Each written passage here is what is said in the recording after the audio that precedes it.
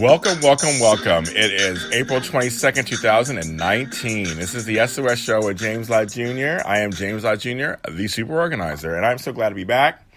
I have another great guest coming on today, Lauren A. Williams. We have an interesting conversation on being queer in the organizing business. Now, I want to talk about being different in general, this first segment, and what does that mean, and maybe you guys can relate out there. But first, before I do any of that, I do my thanks and gratitude. I give my thanks and gratitude to my grandson, Zayden. It is his birthday this in a few days. It'll be end of the week, towards the weekend. It'll be his birthday. So I want to give a shout out to him. He is a young man, and I just am so surprised how much he's getting older. Because when he ages, I age. But it's beginning of, as many of us like to refer to as Taurus season. He's my fellow Taurus. He's left-handed like I am. So my mark is in there. So I live in gratitude every day having him in my life. And I just want to give a shout out to gratitude to everyone out there who is about to have a birthday this next season of end of April and early to mid-May. All my parents doing the same thing at the same time, part of the year. And so now there's a lot of May birthdays, a lot of April, May, and even June, July, but a lot of birthdays coming up. So I live in gratitude. I'm turning 50 in a few weeks. So I live in gratitude that I've basically made it to 50, and I don't know what that means, but we'll talk about it on the show later. In a few weeks, I'll be talking about it and all that, but I just want to say that. Now, being different, or perceived as being different is always a topic. For example, I work in the entertainment business also. For example, I'm black. If you don't know that already, I'm black. I mean, I'm many things, of course, within that, but people look at me and see black, see African-American, whatever words you want to use, and I'm an organizer. I'm also male. So there are many things that come up for us in terms of marketing ourselves. Sometimes it's a great thing to market yourself as a male organizer for certain things, or a black organizer for certain things. But, what does it really mean in the grand scheme of things for yourself? Some people have dilemmas about, or not even dilemmas, people just have very strong feelings about what they want to be perceived as. I'm in a business that's mostly female. So by just default, I'm a male organizer. Just happens to be that way. I'm an organizer, professional organizer, certified and all that. I'm a personal organizer. But many people see, just for the sheer fact that there's so few of us, I'm a male organizer. Am I a black organizer? I don't think so. But in some ways I am an African-American organizer. I'm a black-owned business. I own my business, a black-owned business, which I think is very important. I have no problem saying that or making a delineation about that. But I know that deep down, I'm an organizer first. My race or who I look like has nothing to do with how I organize in general. It has come in handy when I deal with African-American clients. Even though black folks are not all the same either. We come different types also. But there are some commonalities I found that just work. Some are unspoken, some are spoken, where I can kind of navigate culturally how to work with them. Because that's one thing that is very true. People come from different cultures. I mean, I say culture could also mean Southern culture, East Coast culture, West Coast culture. We all act differently and conduct our lives differently. So when we're in somebody's space, which is very personal, there may be ways to talk to people that are more effective than other ways. Talk to people that are more effective in the South than it is to the East, or East than it is to the West. So there are times when, being black, I have a certain I can speak to my black clients that it just works. It's more effective than a white person talking to them. But not to say a white person couldn't organize a black person. Not that at all. But it goes back to my color of my skin really doesn't dictate if I'm a good organizer or not, or a bad organizer or not. This really doesn't. But I know for people in marketing and people who are trying to run their brands, they may get upset and say, well, I don't want to be known as a black organizer. I want to be known as a professional organizer who happens to be black. It's a personal choice. I'm not going to tell everybody what to do with themselves. For me, I can be called either. Just call me. Just call me. Give me a job. I'll take it. Give me a speaking engagement. I've spoken in front of black folks, white folks, Asian folks. I've spoken to everybody, and I speak Spanish, so I've spoken in front of Latino folks. I don't care. Just give me a call. I'll be whatever you need me to be.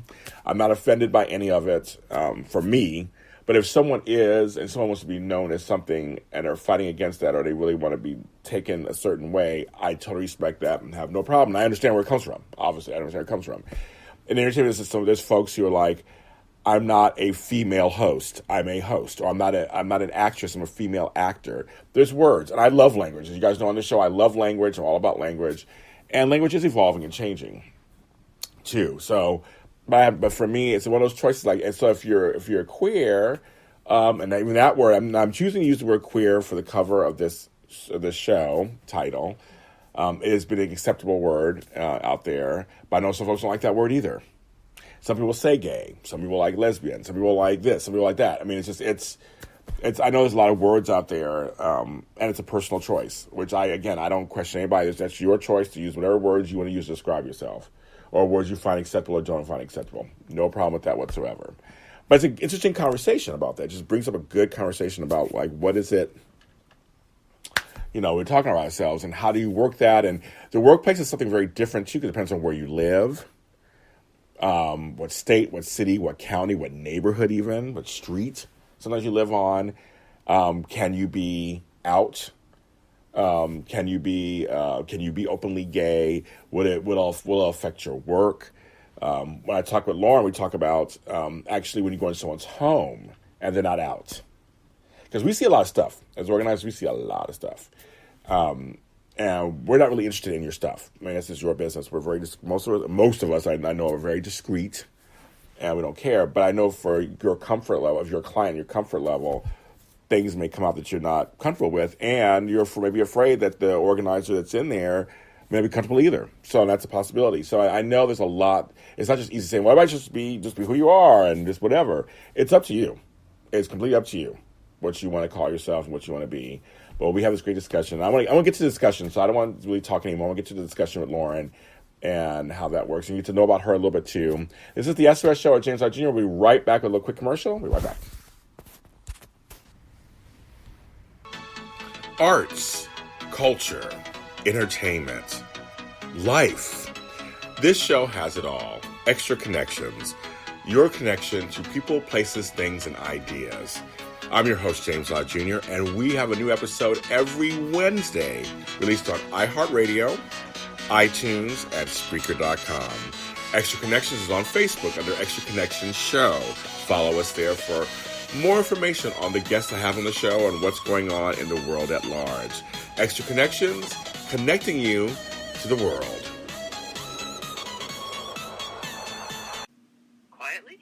We are back. This is the SOS Show with James Lott Jr. And as I told you before the break, I have a great guest. We're going to talk about something that has not been talked about in almost 4 years I've done this show. And I'm actually very excited, and it's timely, and it should be a very interesting conversation. We're talking about the queer perspective and professional organizing. My guest is from Washington State. She's there now. She has a company called Casual Uncluttering, LLC. So go to casualuncluttering.com. She's a member of NAPOS, like I am, since 2011, and she's also a member of my lovely girls over at ICD since 2017. Help me welcome Miss Lauren A. Williams. Hi, Lauren. Hello. It's funny because I have a sister named Lauren, so I can never forget your name. Oh, awesome. Never. I'm glad to be here. Thank you. Now, okay, so number one, I want to first start talking about just kind of how you got into organizing. And so how did you even hear about organizing in the organizing world? Well, I was someone who had moved around a fair bit and had become disjointed in my previous career. I was a stay-at-home mom, an older mom, and had to reinvent myself when I decided it was time to go back to work. I honestly don't remember how I found organizing, but I Googled potential things online, found it, and my local chapter of NAPO, Seattle area chapter, was having its monthly meet and greet. I went, and it happened to be the meeting where everyone sits in a big circle and they hold up their favorite tool, or they talk about their favorite app, or they tell their favorite teaching story. And when I realized how deliriously happy I was sitting in a room full of people discussing the merits of file folder systems, yes, I knew I couldn't go back. Hello. I know. Isn't that funny? Things that we gravitate towards, that make us happy. I'm like, I like about organizing all day long. I mean, I love that kind of stuff. I do. I love it. So I love the teaching. So it's fine. So I want to start there and say, so NAPO literally helped you get into helped you get into, called you into the business, basically. Absolutely. NAPO has been one of my single strongest sources of collegial comrades, of resources. I joined before I actually was incorporated. I joined before I even had a business name. Wow. And then I also took professional training with a master trainer up in Vancouver through what was an independent company, now is Professional Organizers Canada. I took training with Ann Bloomer down in Portland. Oh, my girl, I know her. That's right. Yes, love her. Yeah, yes. she's amazing. She is amazing. Love her to death. Oh yeah, I know her. Folks, she's on one of my other podcasts, so you have to look at that. That was just recently. So yeah, we love her. So you did. Okay, so I want people to also realize too, Seattle is right underneath Canada, and British Columbia and Vancouver is like right over there. I've been there before. I've been to Vancouver, been to Seattle. I love it. So I just like she's really close, just because you know geography. And so, but so you said when you went, was there Professional Organizers of Canada yet, or is it still early? You said you went there and did some training. No, there was actually Professional Organizers of Canada. In fact, the person who trained me was an employee of someone who was actually a past president. Oh wow! Okay. Of their version of National. So it was very much a done deal. I get the sense that POC isn't that much younger. Oh, okay. Than NAPO actually. Okay. You're probably right.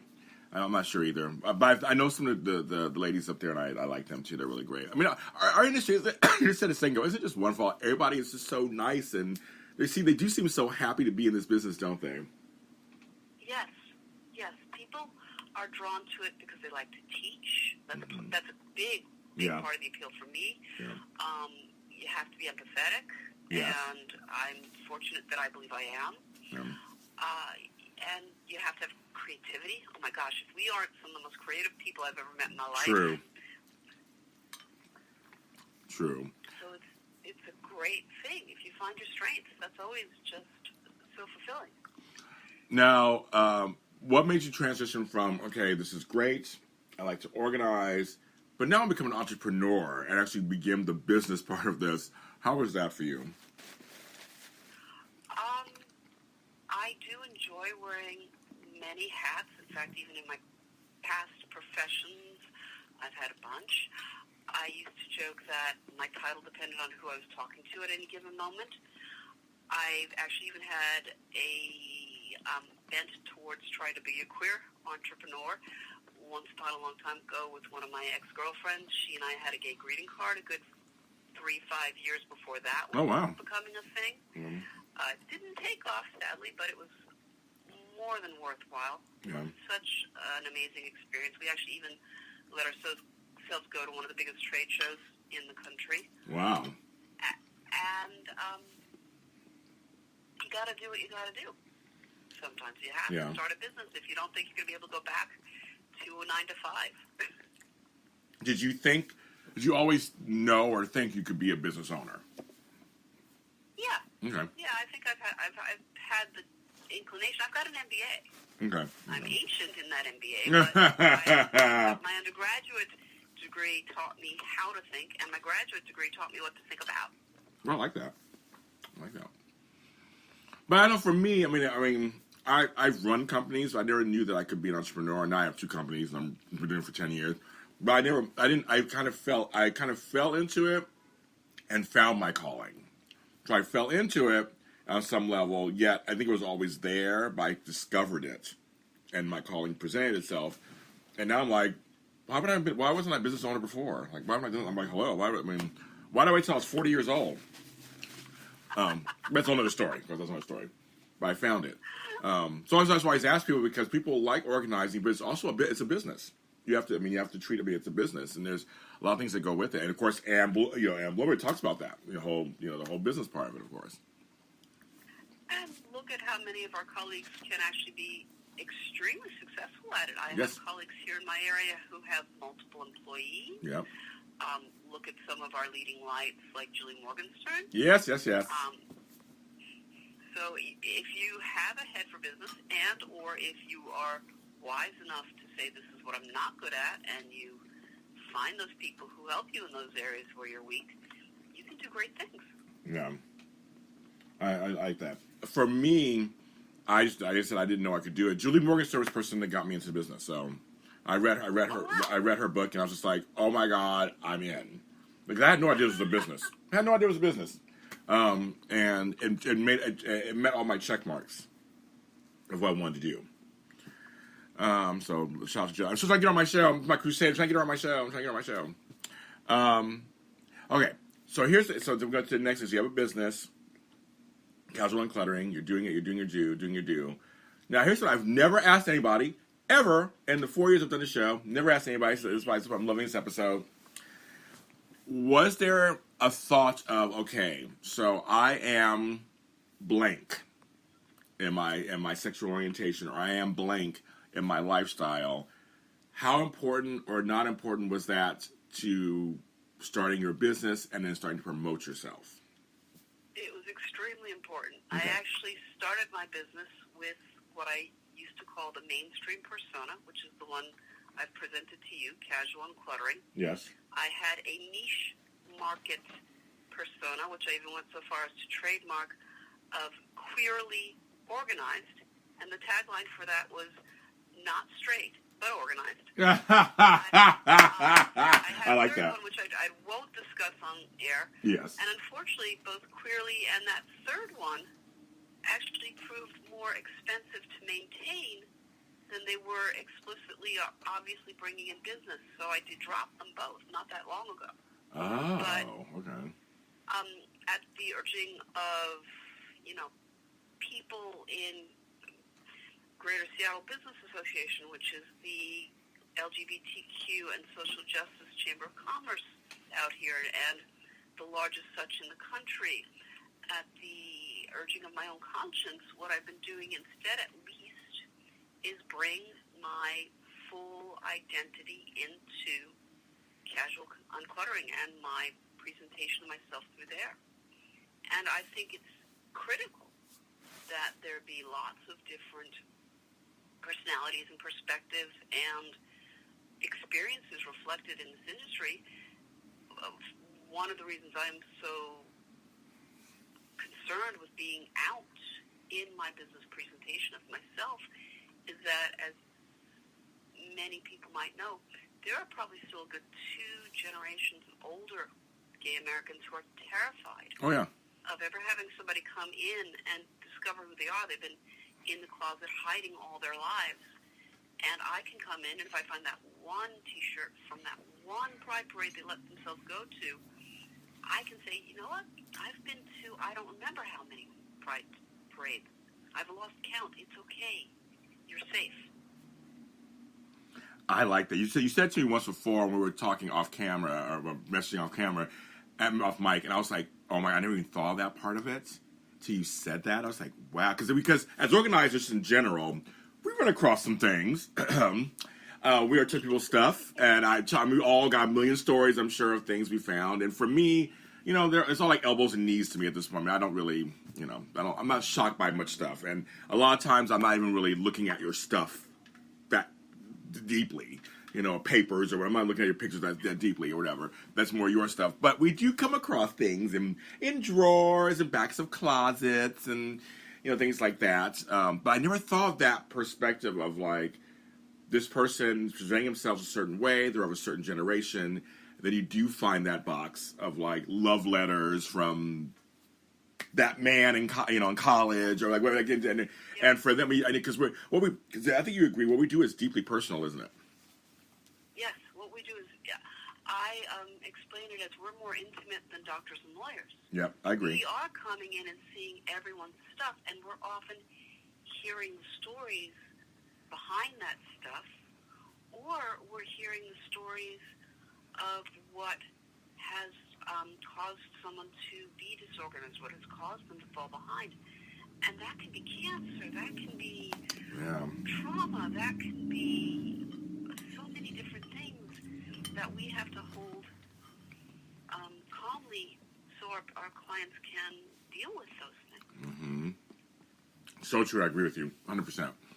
Now, first I want to say, okay, so we're going to talk about that in a second. But first of all, how do you identify? I think it's very important, obviously, for everybody to listen. How do you identify? I am cis female, which for people who might understand what that means I was born genetically female. I identify as simply and only female. Okay. I am white. I am bisexual. I've been out since 1982. Long before that was fashionable. Okay, you're right, exactly. I can tell some stories about that. Yeah. Now, first of all, I applaud you for coming out as bisexual, because you know this, and I'll have to explain this to you. You know the connotation in both worlds, the gay world and the straight world, what that means. Oh, yes. It means anything from you're confused, make up your mind, to, oh, you're going to be a traitor with the other gender. Yes. You're going to go and sneak off with the other gender behind my back, to you don't really mean it. You're Right. just doing this for convenience, or Right. your heart's not into it, you're not political about it. But I've been out since college. I belong to my version of the Gay Alliance in college. Mm-hmm. I am a feminist who has done pro-choice work in front of clinics. Mm-hmm. I have been a member of whatever gay community center I could find where I was living for again, yes, going on 30-plus years. Yeah. When I describe myself, I call myself a dyke, using a very old-fashioned word, because those are my politics. Yeah. I have friends who cannot go, in quotes, in air quotes, go back into the closet because they have never been with the opposite gender and never will be. They turn green at the thought. Right. So for them, I must always be out as much as possible. And there's a quirk to that, which is kind of amusing. I was heterosexually married. I have a son from that marriage. So whether I wanted to be or not, for a very long time, I was perceived as being in the heterosexual world, only in the heterosexual world. And even now, there is that assumption because of my son, which is hopefully that kind of thing is also slowly changing as we in our community have more children and get married in various combinations. Look what the polyamory community is doing to upend norms. But change is slow. And people, they don't even mean to be cruel or ignorant about it. It's just everyone makes natural assumptions. Right. I want to jump on two things you said.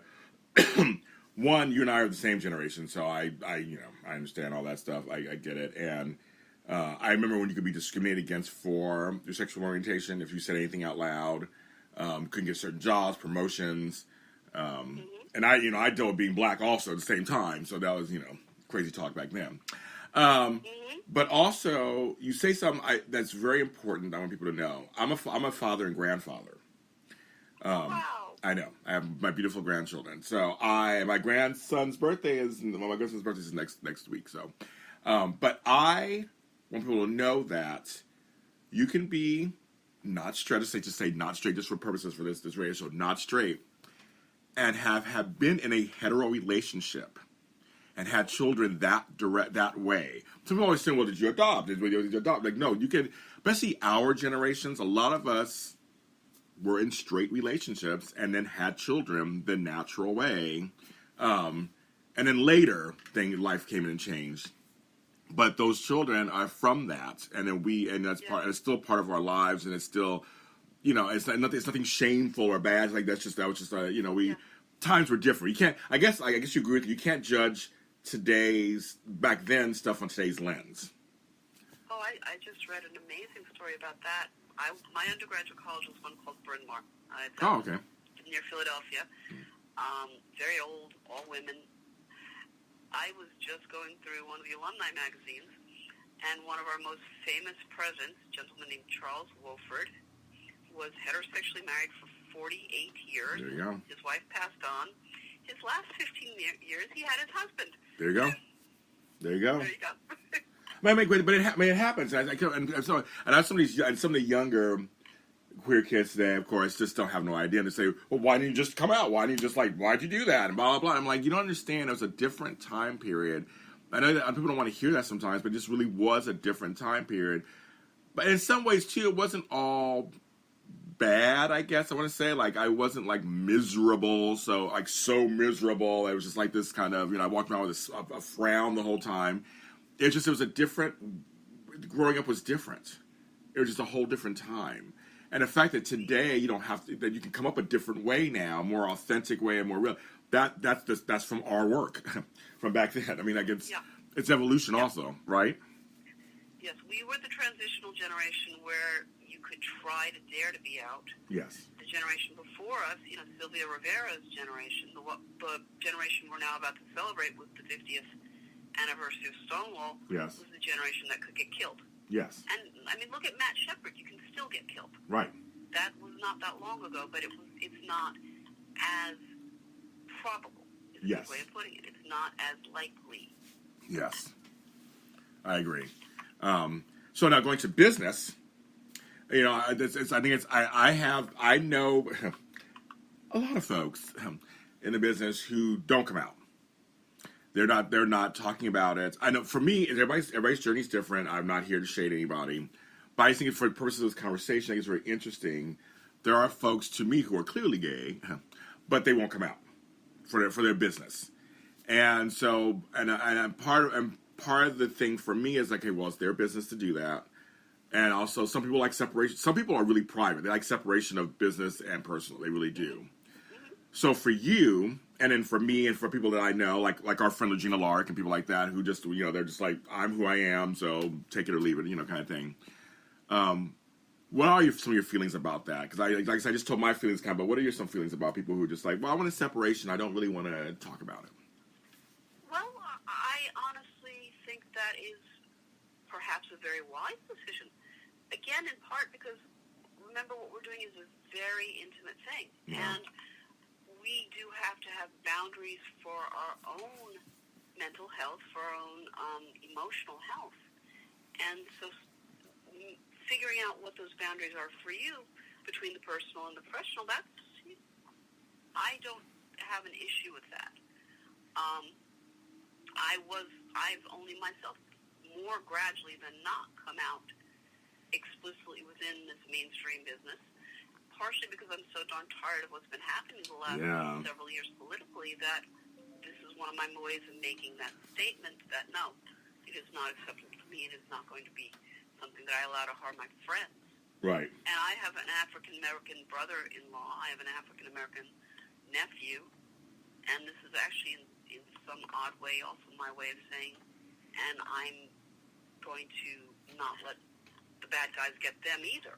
Mm-hmm. The more every one of us is ourselves, the stronger we are, I think. You bring up a good point, too, and that's why I wanted to lead into this because I know nowadays in the political climate, with that person in control of our country, I won't say his name, that I almost feel like sometimes now the time, it's almost back to the 80s again, when we're fighting for our lives, literally fighting for our lives, that I feel like now is the time to kind of come out. And it could be in small ways. It could be, just a rainbow flag or something on a logo on your website. I feel like we should come out more, just because I think we this time we need it. We kind of need the numbers. We need the visibility. That's how I feel. I happen to agree, but it has to be a personal choice. Yeah, that's true. We don't know where they're working. Yeah. If the people in the more rural areas in our profession would see their business dry up. We don't know if there are other personal issues where they might be endangering a partner, family. That's true too. That's true. That's true. I mean, it's just a shame. It's just a shame because, and what you got, but obviously we can attest to this. Who I am and what I do on my off time has nothing to do with my organizing ability. It's just a shame. It's a shame. It's just a shame. It's like that's something. I mean, there are gay doctors and gay lawyers. There's nothing. All that has nothing to do with our ability to help you declutter your home. I'm chuckling a little bit, but in a way, I'm sad about that too. It's like, wow, we're just, we are who we are, and I guess well, here's something off the mic that people don't know. I was just recently discriminated against for being black, And Lauren commented on it. She saw my post and everything I posted online. And I shared it because I want people to know this is still going on. And someone shared within that about being fat shamed from a client. And I never even thought of that. You know what I mean? And so for you, so there's a question to you. It's like, okay, so you're already we use the term cis woman now, but just in the general, you were a woman. They didn't have terminology other than that at the time. I always wonder what it was like for you, because I have male privilege. I get it on some level. I have male privilege. So I always wonder, does that play a part into like, well, I don't want to do anything that makes me not hireable? Is that a thought? Because you're already a woman going out there in the world, and is there any thoughts in that? No, honestly, that never occurred to me. Partially because it is a truth that this profession is still female-oriented in That's terms true. of who is drawn into it. Partially because I did just understand that I have these talents, so this is a wise choice for me to go into this profession. Partially because I'm going to trust my instincts, and if as a woman I ever felt unsafe, I'm going to head for the door as quick as I could, and I've been lucky. That has never happened to me. Thank God. Yes. But no, honestly, oh my gosh, I can't do this because I'm female. Even if it could have occurred to me, I would have had to shove it aside. I needed to do this. I needed to do this for a variety of reasons involving personal circumstances at that time in my life, involving what was I going to do that could earn me a living, and this earns me a living, and a very satisfying one.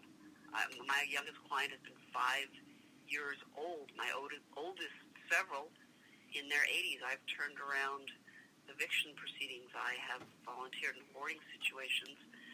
I've spent 45 minutes on a makeup representative's sample case. Wow. I can't think of many jobs where you get to do that wide a range of things and do it well. That's true. That's very true. Well, I always say we're one of the few professions also that everyone of every age can use us. Yes. Yes. It's rare. Every every age. Every socioeconomic class, every race. And that's certainly not to say that each of us is going to be best at all of the possible combinations. Right. What people in ICD, for example, specialize in with severe ADD or brain injury. But yeah, we are helping people. We are really, really helping people. And when you find that personality fit that you know you're making a difference for someone, there's nothing like it in the world. Yeah, I agree with you on that one. I totally agree with you on that one. So you also brought up something in one of our groups that we're in about going to places. Because there was a April conference in a state that we all know, Texas, that have actually laws that are abhorrent. Obviously, they're trying to pass and stuff. So how should we navigate that? I mean, there's things going. I mean, we have to educate ourselves, obviously, out there as queer people. But how do we? I mean, so how do we navigate that? And stuff like that comes up. Well, I mean, it's a fair observation that contracts for that kind of conference get signed years sometimes in advance. Oh, yeah. And I do understand that. Yeah. But yes, I think all of us need to give voice to our concerns, give voice to our to when we like something that's done. So, for example, NAPO, as part of its conference, remember, always finds a charitable organization within the host city and does a day of service or does a fundraising for that agency. Just keep raising our voices, saying, this is what is right, this is what is wrong, what can we do?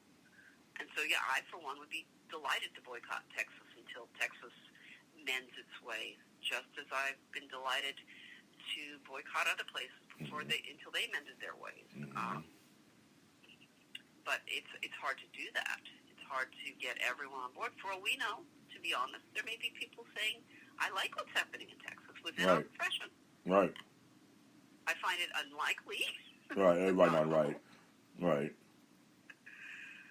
And we're used to, and you and I, because we've been around for a long time, we're used to that. Of people that, in our professions who disagree with our belief or our system. And we have to navigate through it all the time. We have to kind of get to kind of acceptable. It's not as easy as just going, well, screw you. I'm not going to. I mean, at some point, you won't be working ever, doing anything ever, going anywhere ever. I mean, you have to kind of pick and choose and figure it out, right? So we have to kind of okay, I mean, there's things you have to do. And I think number one is, again, voicing, saying out loud, this is not acceptable. Do you ever get tired of people tolerating possibly you and your beliefs? Yes, actually, I do get tired of that. It's not something that I have encountered professionally or even amongst my clients. Yeah. But personally, and that can be very annoying. Yeah. You feel like you're being patted on the head. Yes. Yes, I've had that too, or well-meaning, and I get all around with them. Well, I like black people. Some of my favorite coworkers were black, and we got along great. Or there was somebody who kind of responded when I told the race story. Said, "Come to the South. We like black people." I had to chuckle because I was like, "Okay, that's." I know what the meaning. I know you're probably being well-meaning, but it's also for us. It's kind of like, that's not really a good thing to say either. It's kind of like, but I get that sometimes most well-meaning people say things you're like, oh, okay, God, okay. And then I can also say that I've actually had at least one client hire me in part because she liked that I was out, and this was a heterosexual woman. But she understood that what I was doing was important, and she supported that. And she said to me, I like that you're out. She said it exactly that way.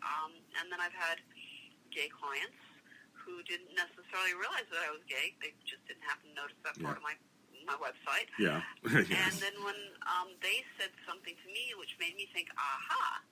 So I started saying, oh, hey, by the way, just in case I'm reading this properly, you watched that tiny little bit of relaxation. You watched that tiny sigh of relief that, oh, wow, I can really, truly be me. Mm-hmm. And again, that makes it all worth it. Mm-hmm. It does. And I think, especially what we do, I think I want my client to be the most authentic, present, real self they can be so we can honestly go through their stuff and make their place the way it needs to be for them.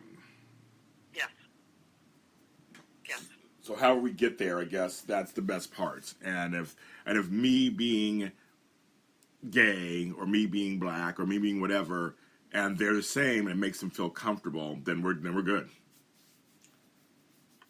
Then we're good. And it's funny for me because I'm in LA, I'm in Hollywood, I'm in West Hollywood. I'm out here. I'm in a major city, and it's interesting where, in some cases, there's still issue. And that just, I still get surprised. I haven't had anybody not hire me that I know of for certain things, but I always wonder sometimes with a few of them. I'm like, I wonder if they saw the website or saw one of my TV shows or saw me talk about something. I always wonder sometimes if that was one of the reasons why they didn't go forward. My feeling is, for anyone who doesn't want to work with me, there's probably somebody else that they will be comfortable with. That's true. I wouldn't necessarily want to work with someone who's not comfortable with me either.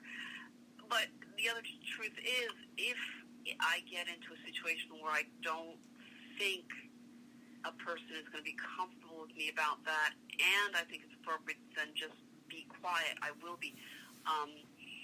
A great example of that for me was I actually worked with somebody in an assisted living community who was demented and fervently homophobic. Oh. She desperately needed the help. It was actually her management of the community who brought me in. And there's no way that when someone... I found a banana that was a year-old. Wow. Put it that way. Wow. When there's someone who that desperately needs the help, is being made safer in her apartment, I'm not going to bother being political. I'm going to do what it is our mandate to do. As you know, we're first not worrying about the stuff as stuff. Right. It's actually first our mandate to come in and take a look. Is our client safe? Yeah. Yeah. So sometimes your professionalism has to go beyond and before absolutely anything else anyway. Good point. Good point. So I have to ask this, of course, because, people ask this all the time with me with stuff. So are you just a professional organizer, happens to be bisexual? Are you a bisexual organizer?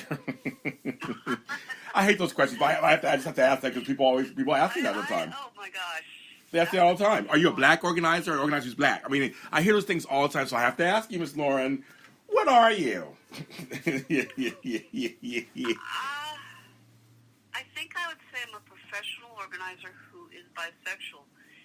And I will put it that way because I do see the professional organizing as something which involves so many different other aspects above and beyond even just my orientation that I can't just narrow it down to my orientation. I mean, it's the training. So like through NAPO, I'm board certified. Yep. Because of that, I'm taking the 15 hours a year of continuing ed to maintain that certification. Yeah. Through NAPO, I learned about Institute for Challenging Disorganization. We love them. Love them. I take my training through that. All of my professional hats. I've been a database manager for nonprofits. I've been, a temp when I had to scrape by and make ends meet. I've worked for law schools. I've worked for doctors. All of that comes in, not just the orientation. Yes. I'm glad you said that. I'm very glad you said. I knew you'd give a good answer. So I want you to say that for people because the same thing. It's like I'm not just this or just that. I have like you. I have over 30. I've been working for like 35 years. I mean, I have over 35 years of work experience coming to the session with you. Mm-hmm. It's like I'm much bigger than. I have a doctorate. I have things going. I have things that are going on that are much different than just. I'm a black, gay, James Lodging. That's not it. There's more to me than that. But I think you might agree, or may not, you can tell me, there have been certain situations where politically I have been the gay organizer. Just for that particular either issue or event or something, I was highlighted as that, and I was okay with it. So I don't know if that's something that you've ever done or have felt it's okay. It would be okay if it had ever happened. The closest I've come to that is when I'm in gay business settings. So, for example, again, Greater Seattle Business Association, I am certainly very out. I'm staring at my chain with my pride rings on them right now, for example, and I wear that happily. I'm, as one of many volunteers, a member of the Northwest LGBTQ Senior Care Providers Network, which is a loose coalition of people who are concerned about our aging seniors having to go back into the closet if they go to assisted living, or are they going to get appropriate care from their medical providers, or and you better believe I fly the flag then. Wow. But, no, I don't think I've ever come in and, hey, yes, I'm here and I'm queer, and therefore I'm going to do a better job for you. Right. I don't think that's happened yet. Yeah. Hopefully it won't happen. But you just brought up another great point. I never really thought about that part of the I mean, I thought of our aging people, of course. I mean, I'm getting older, I get that part. But I've never really thought about the whole facility discrimination that could happen, or the feeling they feel like they have to kind of put themselves back in the closet. I haven't thought about that before. That's so interesting.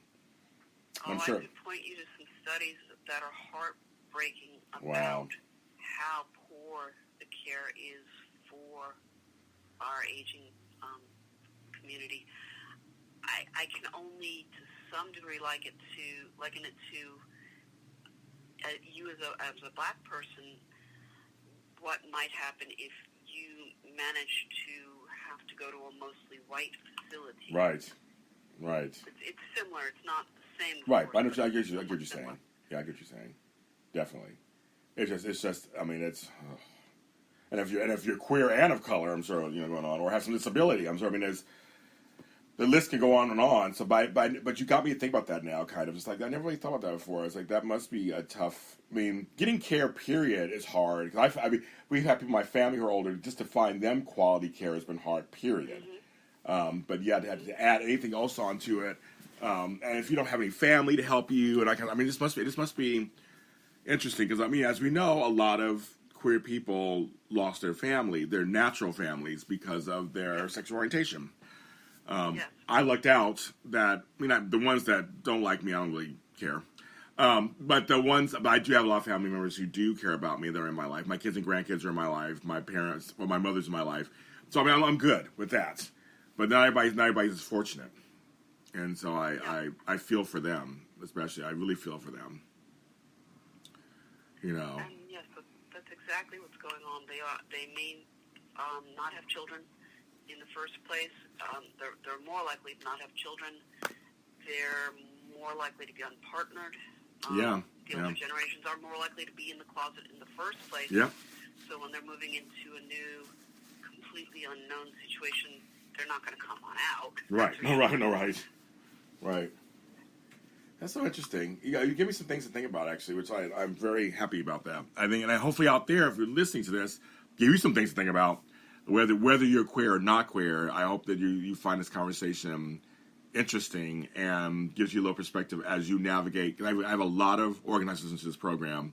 So organizers, as you're navigating through clientele and clients, and many of you work with seniors and people. I mean, keep that in mind too. I mean, really keep that in mind. But I'm so glad we had this conversation, Lauren. I'm glad we had the opening of this conversation, that you're out there doing your thing in Washington State. You know, and then you're online and you're speaking your truth online here and there and bringing things up. I love that. I applaud that very much. Thank you. It's important. Thank you for this chance. It's been fun. Yeah, this is good. You're welcome on the show anytime. We'll talk about other things too, because you brought some stuff up that I want to talk to you about possibly on the show later, because you have some great ideas about some things. So I want to talk about that. But Lauren A. Williams, tell people where they can find you and your business online. It's casualuncluttering.com. CASUAUL uncluttering.com. There you go, folks. And I'll post a link to her page on our Facebook page, the SOS Show on Facebook, and our Twitter page, the SOS_show. Yes, I have a Y&R podcast. It's called Y&R Mini Spotlight. You can find it on iTunes and Spreaker.com. And it comes out every week. And I have guests either on the show, from the show, or I talk about certain subjects and storylines and characters from the show. That's Y&R Mini Spotlight every week on iTunes, Spreaker.com, and our Facebook page, Y&R Mini Spotlights. Don't know what to say.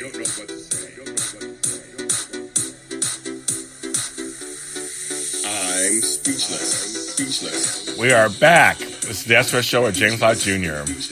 And that song is called Speechless. It's from a new project that's coming out on May 1st. Yes, May 1st, May Day, with a group called Chog that I do some collaborations with. We're back with the 7-song EP.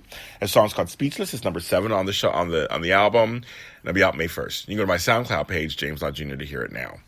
So, I want to thank Lauren Williams for being on the show. Hope it gave you something to think about and something to discuss with other people. And of course, please comment and, wherever you find this podcast on iTunes, iHeartRadio, Spreaker.com, comments, subscribe, of course, while you're there. But comment, let me know what you think about the kind of discussion. Add your 2 cents. If you have something you want to say, add your 2 cents. Any other queer organizers want to come on the show, please contact me and let's talk more about this. Let's continue the conversation. Black organizers want to come on the show, let's continue that conversation. We want to talk about black stuff, like that conversation, Asian, Latino, what do you want to talk about? Let's bring it on. This show is equal opportunity for everybody. So let's talk about it. I will not be on. There will be no show on the 27th, which is next week, because I will be traveling to Savannah, Georgia. I'm doing a speaking engagement with the National Association of Perinatal Social Workers. I'm so excited. Never been to Savannah. Very excited. And I'm speaking on self-care for the social worker.